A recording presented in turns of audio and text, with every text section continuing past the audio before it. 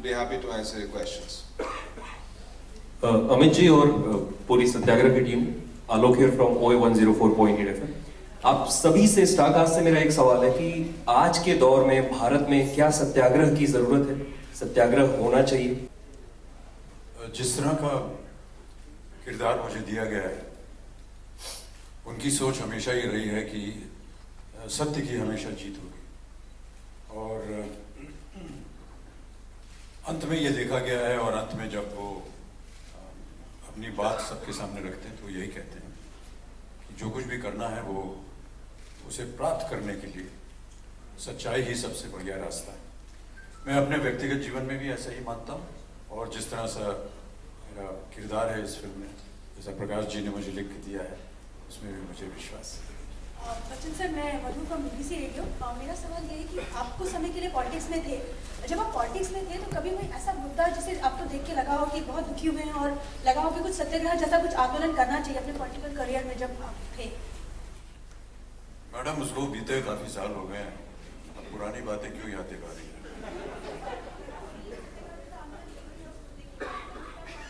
राजनीति से और मेरा राजनीति से संबंध से कोई वास्ता नहीं है। मैंने जैसे अभी कहा इससे पहले कि हम इस बात को मानते हैं कि सत्य की जीत हमेशा होगी और हमेशा अवश्य होगी, और जिस तरह का मेरा किरदार है वो भी इसमें विश्वास रखता है अंतिम क्षण तक। और अपने निजी जीवन में भी मैंने ही ऐसा माना है कि हम चाहे कितना भी ऊपर नीचे जाएं, लेकिन अंत में सत्य की जीत होती है। Anand from India Times. This is your second film with Mr. Jha.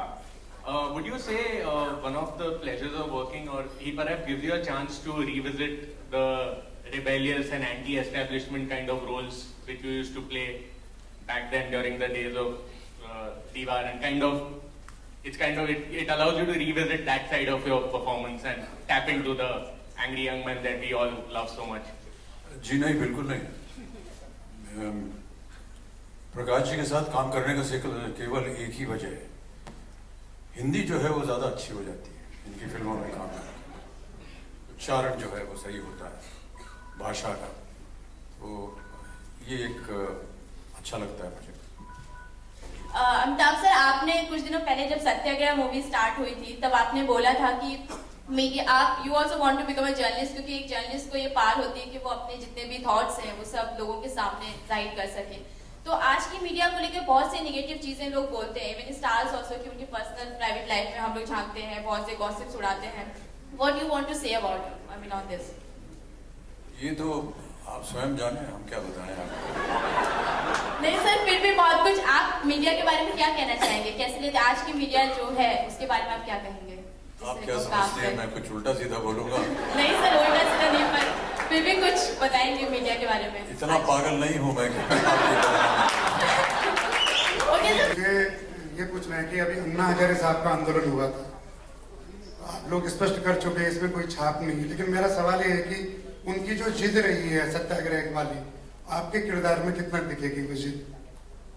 जी, जितना भी पटकथा में बताया गया मुझे और जिस तरह से इसका निर्देशन हुआ है वो आप देखेंगे, और काफ़ी हद तक न केवल आंदोलन के प्रति बल्कि अपने स्वयं जो उनकी जो भावनाएं हैं और जिस तरह की उनकी सोच है उसको लेकर के कितनी दूर तक वो खींच सकते हैं और कितनी दूर जाना चाहिए उन्हें, ये सब आपको कहानी में मिलेगा और फिल्म में भी दिखाई देगा।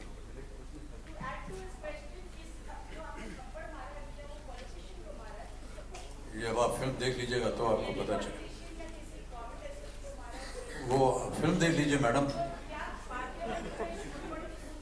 हाँ जी, पार्लियामेंट में ये हमको कैसे मालूम पड़ेगा? अमित जी, क्या आपका किरदार वाकई में गांधी जी के सत्याग्रह से इंस्पायर है? मेरा ऐसा मानना है कि जहाँ कहीं भी आंदोलन की बात हुई है, पता नहीं कि मैं सही हूं या नहीं, लेकिन गांधी जी स्वयं जो आयरलैंड में रेवोल्यूशन हुआ था उससे प्रभावित हुए थे। तो आयरिश जो रेवोल्यूशन था उसमें से प्रभावित शायद सभी लोग हुए थे, और ये जो भूख हड़ताल करना ये शायद वहीं से ही आरंभ हुआ था। आयरलैंड अपनी स्वतंत्रता के लिए आज भी लड़ रहा है और बहुत सालों से लड़ रहा है, 800 साल शायद हो गए उसको, ये ठीक से मुझे याद नहीं है अभी। तो ये देखा गया कि जब ये किरदार मुझे करने को कहा गया तो जिस तरह से उसका लेखन हुआ था और जिस तरह से प्रकाश जी ने कहा कि इसको हमें निभाना चाहिए, उसको हमने निभाया। जब हम लोग एक किरदार करते हैं तो हम सबसे पहले उनकी बात सुनते हैं जो इसकी कथा लिख कर लाते हैं, फिर उनका जो इसका निर्देशन करते हैं, फिर अपनी कुछ सोच होती है कि हम लोग उसे किस तरह से निभाना चाहेंगे। वो हमारी बातचीत होती रहती है, हम आपस में बात करते हैं बैठ करके, लेकिन जितनी भी बातचीत होती है वो सेट पे जाने से पहले हो जाती है।